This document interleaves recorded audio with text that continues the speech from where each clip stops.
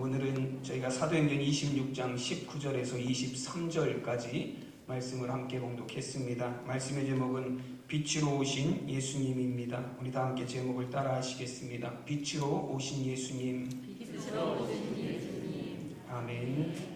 오늘은 교회력으로 강림절이 시작되는 날입니다. 강림절 첫 번째 주일입니다. 강림절은 성탄절을 전후로 4주 전부터 이제 예수님이 오심을 기다리는 절기입니다. 그래서 이 강림절기에는 우리가 이 땅에 구원자로 오신 메시아로 오신 예수님을 기다리며 또 참회와 순종을 통해 자신을 돌아보는 시간을 갖는 절기입니다. 그래서 여러분들에게 제가 강림절 묵상집을 하나씩 다 나눠드렸어요. 다 받으셨나요?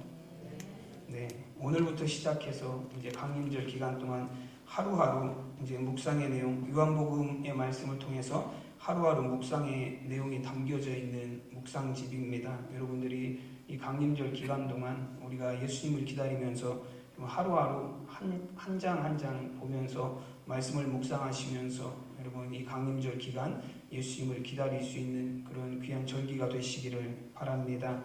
여러분 예수님의 오심을 기다리는 이 강림절기에 우리는 이 땅에 오신 예수님에 대해서 몇 가지를 살펴보도록 하겠습니다. 오늘 말씀에서 보면 사도 바울은 예수 그리스도는 이스라엘과 이방인들에게 빛을 전하시는 분이다라고 그렇게 고백하고 있습니다. 23절 말씀해 보시면 곧 그리스도가 고난을 받으실 것과 죽은 자 가운데서 먼저 다시 살아나사 이스라엘과 이방인들에게 빛을 전하시리라 함이니이다 하니라 말씀하십니다. 여러분 예수님은 세상에 빛으로 오신 분이십니다. 여러분 어두움 가운데 빛을 비추시기 위해서 오셨고 또 어둠 속에 있는 자들을 빛으로 인도하시기 위해서 오신 빛으로 오신 예수님이십니다. 요한복음 12장 46절에서 예수님은 스스로 말씀하시기를 뭐라고 말씀하시냐면 나는 빛으로 세상에 왔나니 무릇 나를 믿는 자로 어둠에 거하지 않게 하려 함이로다 말씀하셨습니다.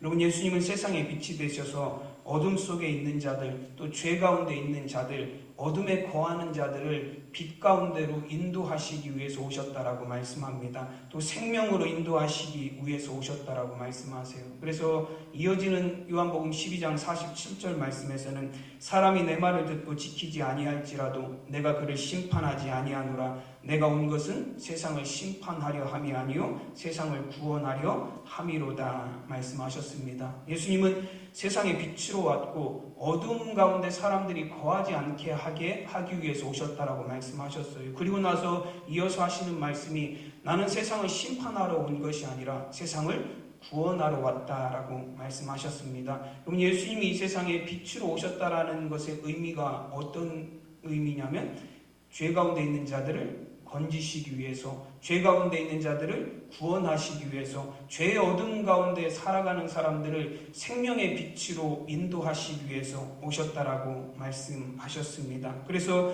예수님의 죽으심과 부활하심은 이스라엘과 이방인들에게 생명의 빛이 되는 것입니다. 예수님이 죽으심으로 우리의 모든 죄를 대속하셨고 다시 부활하심으로 우리에게 영생의 소망을 갖게 하셨기 때문입니다.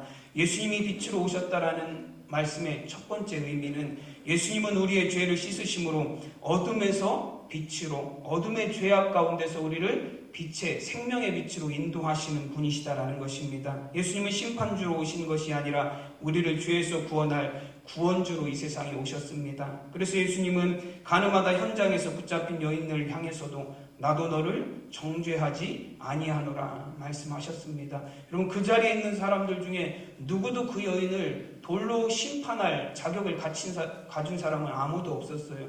단 한 분 예수님만이 그 여인을 정죄할 수 있는 자격을 가지셨지만 예수님은 그 여인을 향해서 말씀하시기를 나도 너를 정죄하지 않겠다라고 말씀하셨어요. 왜냐하면 예수님이 세상에 오신 것은 정죄하시기 위해서 오신 것이 아니라 심판하시기 위해서 오신 것이 아니라 구원하시기 위해서 죄로부터 그들을 구원하시기 위해서 오셨기 때문입니다. 여러분 예수님은 자신을 십자가에 못 박는 자들을 향해서도 이렇게 기도하셨어요. 아버지 저들의 죄를 용서하여 주시옵소서라고 기도하셨습니다. 나를 십자가에 못 박는 자들을 다 지옥으로 던져주시옵소서가 아니에요.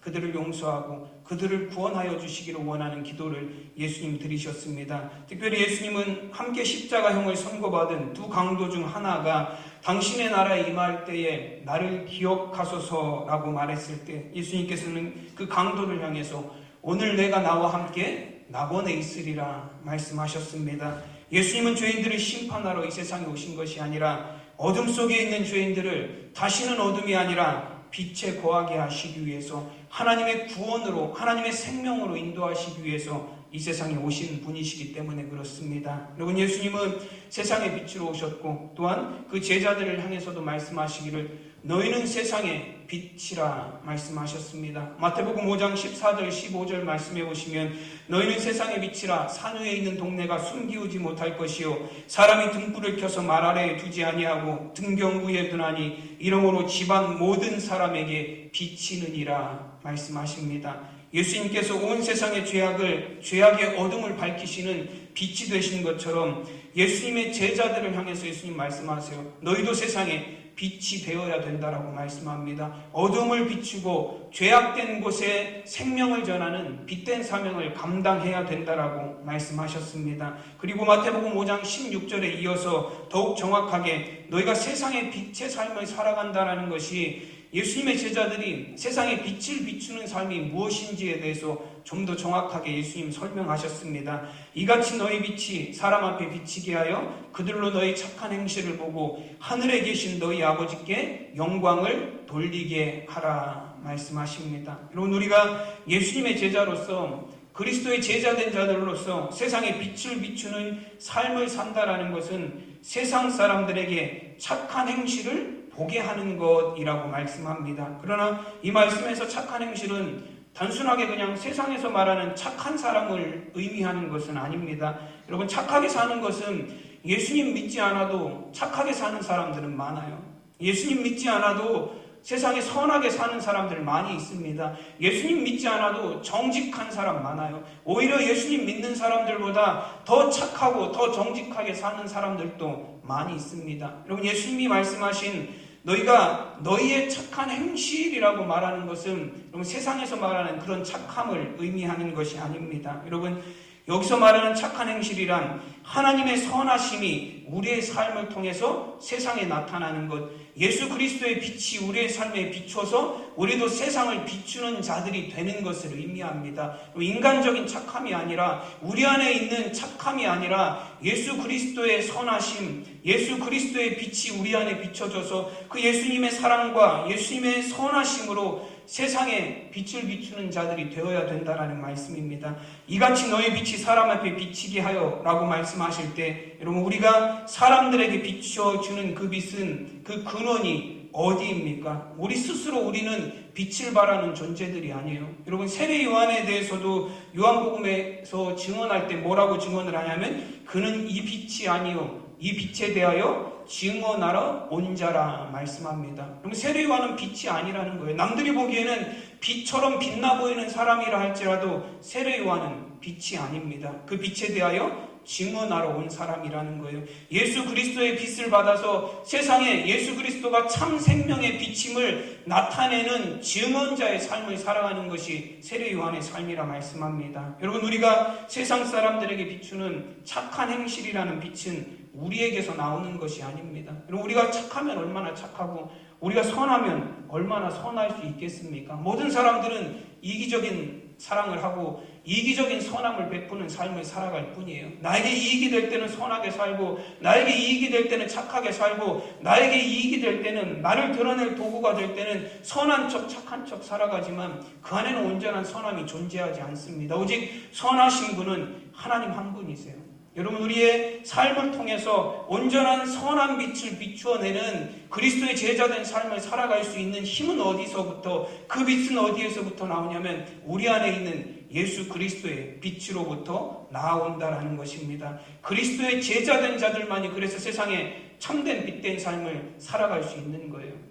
여러분, 착한 삶은 누구나 살아갈 수 있지만 여러분, 세상의 사람들에게 그리스도의 선한 빛을 비추는 삶을 살아가는 진정한 선한 삶은 오직 그리스도인들, 예수 그리스도를 모시고 살아가는 사람들, 예수 그리스도의 참 생명의 빛을 받은 사람들만이 그렇게 살아갈 수 있습니다. 여러분, 빛이신 예수님 안에 머물러 있을 때 우리는 우리를 통하여 세상에 빛을 비추어내는 참된 빛된 존재들이 될 수 있습니다. 여러분, 예수님께서 우리를 통해서 세상에 그리스도의 빛을 나타내는 삶을 살기를 원하십니다. 여러분, 예수님께서 말씀하시는 착한 행실이라는 빛은 예수님이 세상을 향해서 정죄와 심판으로 행하지 아니하시고 사랑과 긍휼과 희생으로 죄악의 어둠을 거두어내셨듯이 우리도 세상 사람들을 향해서 또 우리의 이웃들과 형제들을 향해서 정죄와 심판과 비난이 아닌 사랑하심과 긍휼함과 희생과 용서함으로 세상에 착한 행실의 빛을 비추는 삶을 사는 자들이 되어야 된다라는 말씀입니다.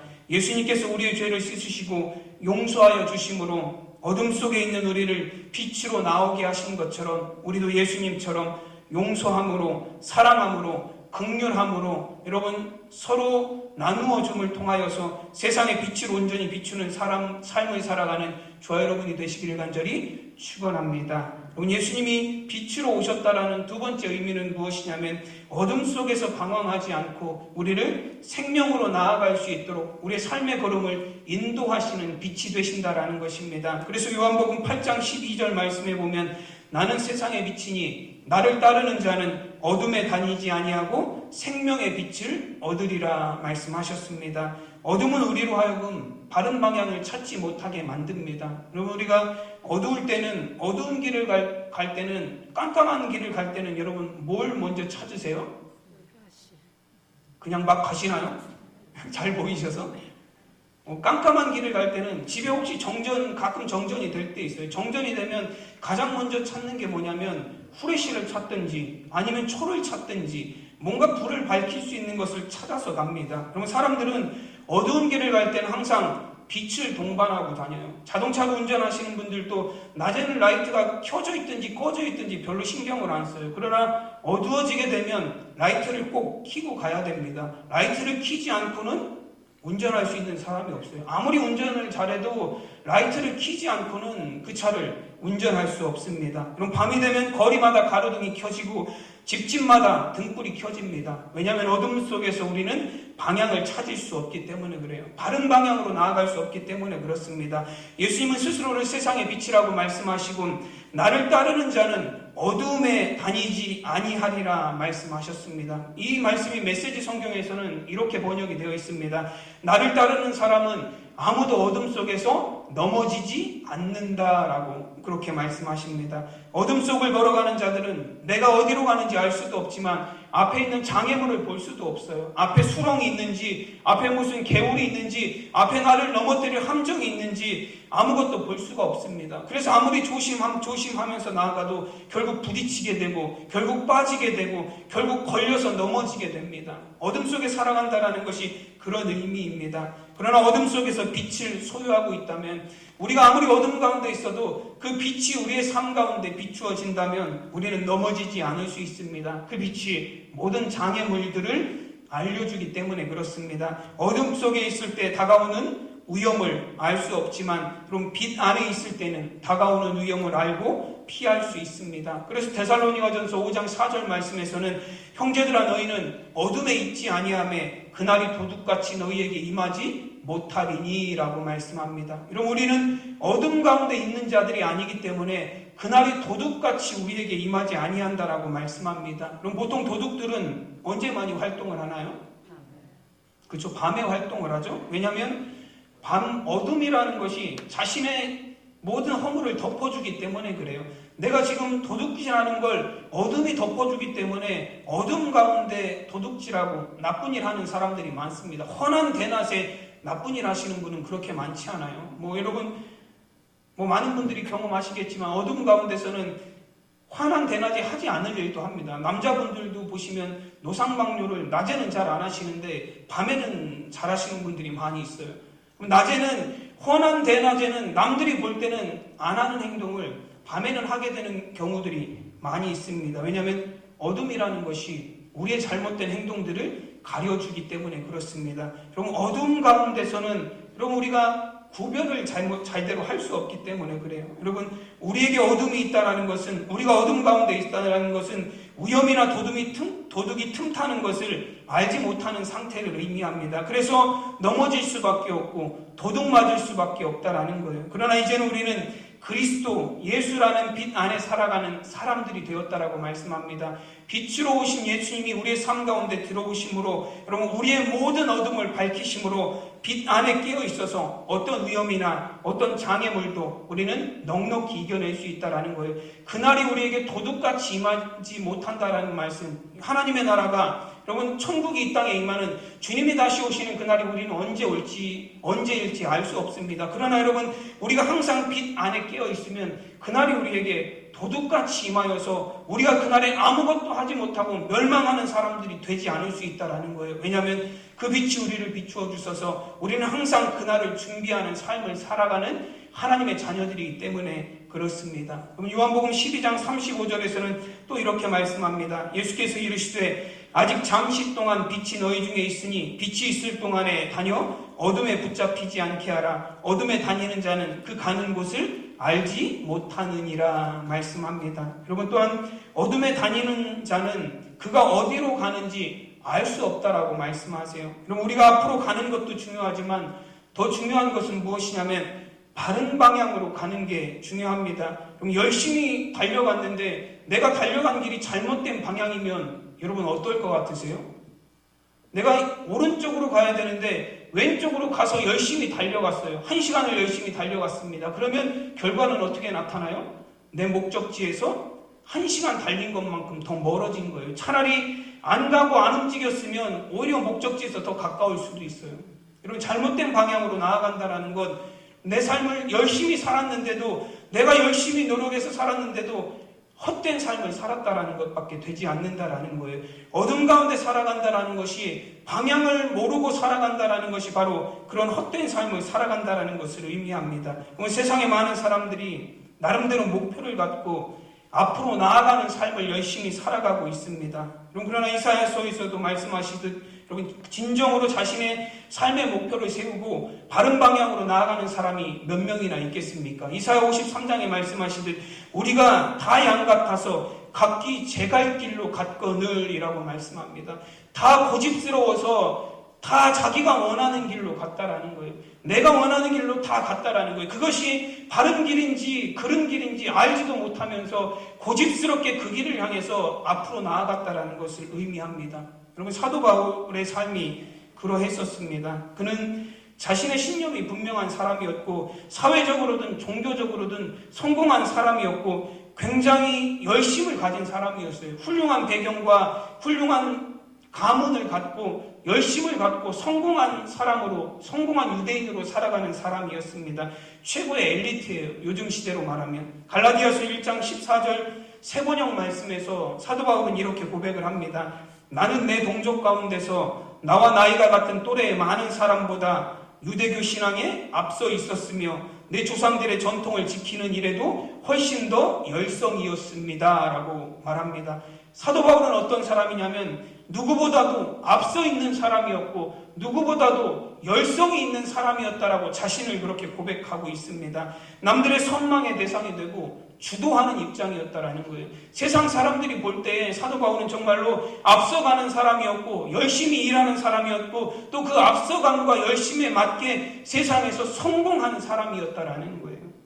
여러분, 그러나 다메섹에서 예수님을 만난 이후에 그 사도 바울이 어떤 고백들을 합니까? 빌립보서 3장 5절 6절 말씀해 보면 나는 8일 만에 할례를 받고 이스라엘 족속이요 베냐민 지파요 히브리인 중에 히브리인이요 율법으로는 바리새인이요 열심으로는 교회를 박해하고 율법의 의로는 흠이 없는 자라 말합니다. 여러분, 바울이 내가 외적으로 얼마나 대단한 사람인가를 자랑하는 게 아니에요. 내가 할례 받고 이스라엘 족속이고 베냐민 지파고 바리새인이고 율법으로 완전한 자고 흠이 없는 사람이다. 자기 자랑하려고 이런 얘기가 하는 것이 아닙니다. 그 다음에 나오는 구절들이 진짜 사도 바울이 말하고자 하는 거예요. 내가 이렇게 훌륭한 외적인 조건을 갖추고 있지만 그러나 라는 말씀 뒤에 빌립보서 3장 7절 9절 말씀이 그러나라는 말씀으로 시작이 돼요. 그러나 무엇이든지 내게 유익하던 것을 내가 그리스도를 위하여 다 해로 여길 뿐더러 또한 모든 것을 해로 여김은 내 주 그리스도를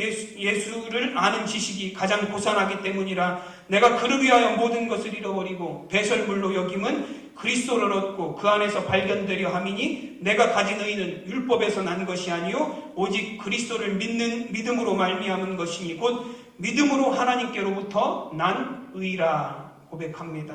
여러분, 바울이 예수님을 만나기 이전에 자신의 삶 가운데 자랑스럽게 여겼던 자신의 혈통, 자신의 가문, 자신의 가진 지식, 자신의 학벌, 자신의 모든 열정, 여러분 유익이 된다라고 생각했던 그 모든 것이 이제는 배설물과 같고 이제는 마치 나에게 해가 되는 것이다라고 고백을 합니다. 여러분, 왜 사도 바울은 이전에 자랑스럽게 생각했던 것들, 이전에는 내 삶에 유익하다라고 생각했던 것들, 이제는 아무런 도움이 되지 않고 아무런 유익이 되지 않고 오히려 나에게 해가 된다라고 고백을 합니까? 잘못된 방향으로 달려가고 있었기 때문에 그래요. 예수 그리스도가 없는, 그가 열심으로 신앙생활을 했지만 예수 그리스도를 믿는 믿음이 아닌 율법으로 자신을 의롭게 하기 위한 자기 의를 향한 방향으로 나아가고 있었다라는 거예요. 그래서 아무리 그가 열심을 다해도 그가 달려가는 길은 바른 길이 아니에요. 그래서 열심히 달려가면 달려갈수록 오히려 나에게 해가 된다라고 말합니다. 나의 의를 세우기 위해서 달려갔던 그 열심이 아무런 소용이 없는 것임을, 헛된 것임을 사도 바울이 깨달았기 때문에 그렇습니다. 내가 가진 의는 율법에서 난 것이 아니오라고 말합니다. 내가 율법에 열심을 다하는 자가 되려고 열심히 살았지만 내가 가진 의는 율법으로 나오는 것이 아님을 깨달았습니다. 나는 헛살았습니다. 나의 이런 열심은 배설물과 같은 것입니다. 오직 그리스도를 믿는 믿음으로 말미암은 것이니 곧 믿음으로 하나님께로부터 난 의라 말씀합니다. 오직 예수 그리스도를 믿는 믿음, 구원자 되신 예수님, 나를 위해서 십자가에서 죽으시고 나의 죄를 대속하시고 또 죽음에서 부활하심으로 나에게 영생의 삶을 허락해 주신 그 예수 그리스도를 믿는 믿음으로만이 온전한 하나님의 의에 이룰 수 있다라고 고백하는 것입니다. 여태까지 내가 열심히 살면, 내가 열심히 율법을 지키면, 내가 노력하면, 내가 가진 혈통이면, 내가 가진 바리새인의 지위라면 나는 충분히 의에 이룰 수 있다라고 생각하는 삶을 살았지만, 여러분, 그러나 예수님을 만난 이후에 예수 그리스도의 참된 빛이 비추어진 자신의 삶을 바라보고 나니 나의 삶의 방향이 틀렸다라는 것을 사도 바울이 깨달았습니다. 예수 믿는 사람들을 잡아 가두기 위해서 다메섹으로 내려가던 바울에게 해보다 더 밝은 빛이 비추어졌다라고 말씀합니다. 사도행전 26장 13절 말씀해 보시면 왕이여 정오가 되어 길에서 보니 하늘로부터 해보다 더 밝은 빛이 나와 내 동행들을 둘러 비추는지라 고백합니다. 여러분, 세상에 해보다 더 밝은 빛이 어디 있습니까? 제가 집에서 가끔 있을 때 햇빛이 들어온 지역에는 아무리 등불을 켜도 해보다 더 밝아지진 않아요. 해보다 더 밝아지는 빛은 세상에 없습니다. 그런데 여러분, 사도 바울이 해보다 더 밝은 빛이 나와 내 일행들을 비추었다라고 말하는 것은 어떤 것을 의미하냐면 바울의 깊은 어둠이 거두어지는 예수 그리스도의 빛이 바울에게 비추어졌다라는 것을 의미하는 것입니다. 그리고 그 예수 그리스도의 빛 가운데 음성이 들려왔습니다. 사도행전 26장 14절 말씀해 보시면 사울아 사울아 내가 어찌하여 나를 박해하느냐 가시책을 뒷발질하기가 내게 고생이니라. 이런 음성이 들려왔습니다. 예수님이 지금 바울에게 하시는 말씀은 무엇입니까? 너는 왜 예수 믿는 사람들을 왜 핍박하고 다니느냐? 나를 따르는 자들을 왜 잡아 가두려고 하느냐라고 말씀합니다. 지금 내가 하는 일은 가시책을 뒷발질하는 것처럼 헛된 일이니라. 헛된 것뿐만 아니라 그런 일을 하느라고 너도 참 고생이 많다라고 예수님 말씀하시는 거예요. 내가 열심을 다하고 내가 고생하며 하는 일이 가시책을 뒷발질하는 것처럼 아무런 성과가 없는 헛된 일에 불과하다라고 예수님 바울에게 말씀하셨습니다. 바울의 열심과 열정이 헛된 것을 향한 열정이었고 열심이었고 아무런 성과가 없고 도움이 없는 열심이었다라고 말씀하시는 것입니다. 그럼 바울은 자신의 삶을 그런 삶을 살았어요. 나름대로 열심히 살았고 나름대로 사람들에게 인정받았고 나름대로 최선을 다한다라고 했지만 가시가 박혀있는 몽둥이를 뒷발질하는 것처럼 고통스럽고 힘들고 아무런 성과도 없고 헛된 인생을 바울이 살았습니다. 그런 예수님이 바울에게 말씀하시는 거예요. 너의 인생은 참 가시채를 뒷발질하는 것처럼 헛된 인생이구나. 그런 인생 사느라고 얼마나 고생이 많았냐. 예수님 바울에게 그렇게 말씀하세요. 빛 가운데 예수님을 만나고 나서야 바울은 비로소 어두움을 벗어났습니다.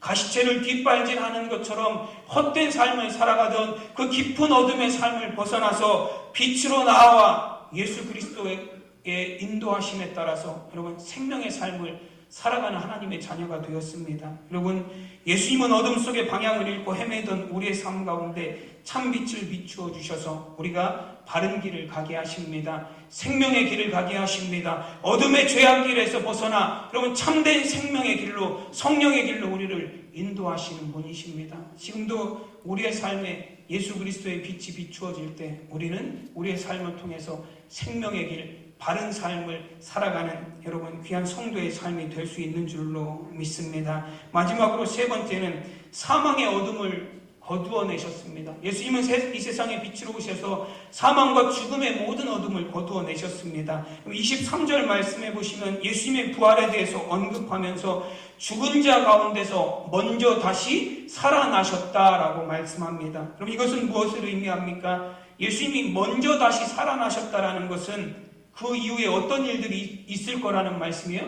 예수님이 먼저 살아나셨고 나중에는 우리도 주님과 함께 살아나게 된다라는 말씀이에요. 여러분 고린도전서 15장 20절 말씀에 보면 그러나 이제 그리스도께서 죽은 자 가운데서 다시 살아나사 잠자는 자들의 첫 열매가 되셨도다라고 말씀합니다. 그러면 열매는 첫 열매가 있고 그 다음에 어떤 열매가 있죠? 다음 열매가 있어요. 첫 열매가 있으면 두 번째 열매도 있고 세 번째 열매도 있고 다음 열매가 있다는 것을 의미합니다. 그리스도께서 죽은 자 가운데서 다시 살아나사 잠자는 자들의 첫 열매가 되셨습니다. 예수님은 부활의 첫 열매가 되셨습니다. 예수님이 부활하심으로 이방인들과 이스라엘 사람들에게 생명의 빛이 되셨고 부활의 빛이 되셨습니다. 죽음이라는 영원한 어둠 속에서 살아갈 수밖에 없었던 죽음이라는 영원한 어둠에 갇혀서 두려움 가운데 살 수밖에 없었던 불쌍한 인생들에게 예수님이 생명의 빛을 부활의 빛을 비추어 주셔서 우리가 영생의 삶을 하나님 나라의 소망을 꿈꾸며 살아가는 여러분 성도의 삶을 살 수 있게 하셨습니다. 예수님의 부활은 예수님을 믿는 모든 자에게 비추어지는 참 소망의 빛이고 참 생명의 빛이십니다. 베드로전서 1장 3절에서 말씀하시기를 우리 주 예수 그리스도의 아버지 하나님을 찬송하리로다. 그의 많으신 긍휼대로 예수 그리스도를 죽은 자 가운데서 부활하게 하심으로 말미암아 우리를 거듭나게 하사 산 소망이 있게 하시며 말씀합니다. 죽음을 이기시고 십자가에서 부활하신 예수님은 그를 믿는 모든 자에게 산 소망이 되셨습니다. 우리가 소망하는 그 부활은 모든 사람을 어둠의 사망의 골짜기 가운데서 영원한 생명으로 향하게 나아가게 하는 생명의 빛입니다. 여러분 예수님은 이 강림절에 여러분 예수님 기다리는 이 강림절에 여러분 예수님은 우리의 모든 죄를 씻으심으로 어둠에서 빛으로 나아가게 하셨습니다. 예수님은 또한 우리의 삶의 참 빛이 되어 주셔서 우리를 생명의 길로 바른 길로 인도하고 계십니다. 또한 예수님은 어둠과 사망의 모든 권세를 이기시고 부활하심으로 우리에게 참 생명의 빛으로 오셨습니다. 여러분 참 생명의 빛이신 참 생명의 빛으로 이 세상에 오신 예수님의 풍성한 은혜를 누리시는 귀한 강림절기가 되시기를 바랍니다. 예수 그리스도의 오심을 기다리며 빛으로 오신 예수님 안에 참 생명을 누리는 저와 여러분이 되시기를 간절히 축원합니다. 기도하겠습니다.